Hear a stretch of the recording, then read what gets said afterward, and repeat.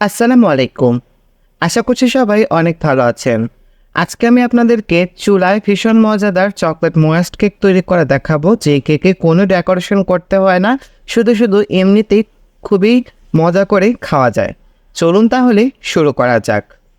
Chocolate moist cake তৈরি করার জন্য প্রথমেই আমি এখানে হাফ কাপ পরিমাণে লিকুইড দুধ নিয়েছি। দুধটা আমি একটু ঘন দুধ নিয়েছি।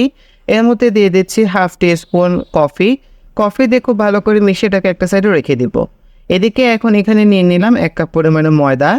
এখানে দিয়ে দিচ্ছি 1/4 কাপ পরিমাণে কোকো পাউডার, আর দিচ্ছি 1 চা চামচ পরিমাণে বেকিং সোডা নিলে হাফ টিস্পুন দিবেন। এখন আমি এটাকে খুব ভালো করে মিক্স করে একটা সাইডে রেখে দিব। এখন একটা পরিষ্কার শুকনো বোল নিয়ে নিলাম। এর মধ্যে দিয়ে দিচ্ছি 2টা ডিম। ডিম 2টা ফ্রিজে থাকলে আগে বের করে নেবেন। এখন এখানে আমি দিয়ে দিচ্ছি হাফ কাপ পরিমাণে চিনিটা আমি একেবারে সরাসরি এর মধ্যে দিয়ে দিচ্ছি। এবার বেটার দিয়ে একটু এটাকে আগে মিক্স করে নিব, তারপরে বেটারটা অন করে দিব। কোনো ফোম তৈরি করতে হবে না, জাস্ট ডিম আর চিনি ভালো করে মিশে যাবে, সেটাই লক্ষ্য রাখতে হবে। ফোম টোম করার কোনোই দরকার নেই। এমনকি এই কেকে বিটার ব্যবহার না করলেও হবে। হ্যান্ড উইক্স দিয়েও আপনারা শুধুমাত্র এভাবে চিনির সাথে ডিমটাকে মিক্স করে নিলেই হয়ে যাবে। তো চিনিটা গলে গিয়েছে। এখন আমি দিয়ে দিচ্ছি হাফ কাপ পরিমাণে রান্নার রেগুলার সয়াবিন তেল। আপনারা চাইলে এখানে হাফ কাপ পরিমাণে বাটারও গলিয়ে দিতে পারেন, সেক্ষেত্রে কেকটা আরও বেশি মজা হবে। আবারও 1 মিনিট বিট করে নিচ্ছি। এবার এখানে আমি দিয়ে দিচ্ছি হাফ টিস্পুন চকলেট ইমালশন বা চকলেট পেস্ট যদি না থাকে, সেক্ষেত্রে চকলেট এসেন্স দিলেও হবে। এবার আমি আগে যে দুধ আর কফির মিশ্রণটা রেডি করে রেখেছিলাম, সেটা এর মধ্যে দিয়ে দিচ্ছি। সম্পূর্ণ সব কিছু দিয়ে আবার 1 মিনিটের মতো আমি বিট করে নিব। তো হয়ে গেল আমার বিট করা।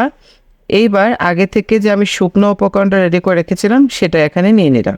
শুকনো উপকরণ আমি এখানে এভাবে চেলে ব্যবহার করব। অল্প অল্প করে চেলে দিব আর মিক্স করতে থাকবো। এই কেকে স্পঞ্জ কেকের মতো এত নিয়মকানুন ফলো করার কোনো দরকার নেই, কোনোভাবে মিশিয়ে নিলেই হয়ে গেল। জোরে কিংবা আস্তে যেভাবে আপনারা পারেন মিশিয়ে নেবেন, কিংবা বিটারতে বিট করে নিলেও কোনো সমস্যা নেই। এবার আমি একটা 6 ইঞ্চি রাউন্ড শেপের মোল্ড নিয়ে নিলাম। এর মধ্যে আমি আগে বাটার পেপার বিছিয়ে দিয়েছি। এইবার আমি ব্যাটারটা এই মোল্ডের মধ্যে ঢেলে দিলাম। কয়েকবার এভাবে ট্যাপ করে নিচ্ছি। আজকের কেকটা আমি চুলায় তৈরি করে দেখাবো। চুলায় তৈরি করার জন্য আমি চুলায় আগে একটা সসপ্যান বসিয়ে দিয়েছি, অ্যালুমিনিয়ামের বা সিলভারের হাঁড়ি যেগুলোকে বলে। তো এটাকে আমি 10 মিনিট চুলার আঁচটা লো মিডিয়ামে রেখে প্রিহিট করে নিয়েছি। তো এটা প্রিহিট হয়েছে, 10 মিনিট হলো। এখন দেখুন এই সসপ্যানের ভিতরে এরকম একটা স্ট্যান্ড আছে, অবশ্যই কিন্তু স্ট্যান্ড দিতে হবে। এবার আমি কেকের মোল্ডটা এর মধ্যে দিয়ে দিচ্ছি। এবার এই কেকটাকে আমি বেক করে নেব 1 ঘন্টা। ওভেনে যারা বেক করতে চান তারা 170 ডিগ্রি সেন্টিগ্রেড তাপমাত্রায় 1 ঘন্টার জন্য বেক করে নেবেন।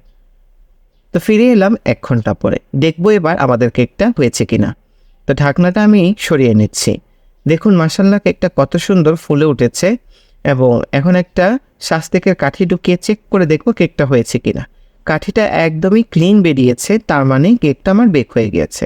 তো এই কেকটা বেক হতে আমার টোটাল 1 ঘন্টাই লেগেছে। তো কেকটাকে ভালো করে ঠান্ডা করে আমি মোল্ড থেকে ছাড়িয়ে নিয়েছি। এবার এই কেকে কোনো ডেকোরেশন করব না, যেহেতু এটা ময়েস্ট কেক, এমনিতেই শুধু খেতে ভীষণ মজার। তো আপনারা দেখুন এটা কতটা সুন্দর স্পঞ্জি আর ময়েস্ট হয়েছে।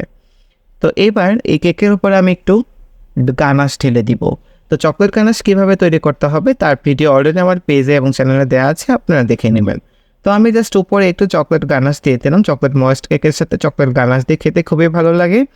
এবার আমি এই কেকটা আপনাদেরকে একটু কেটে দেখাচ্ছি। দেখুন কেকটা কতটা সুন্দর সফট এবং ফ্লাপি হয়েছে। আলহামদুলিল্লাহ, এই কেকটা খেতে ভীষণ মজা হয়েছে। একবার না বানালে আপনারা বুঝতেই পারবেন না। অবশ্যই কেকটা বাসায় একবার ট্রাই করবেন।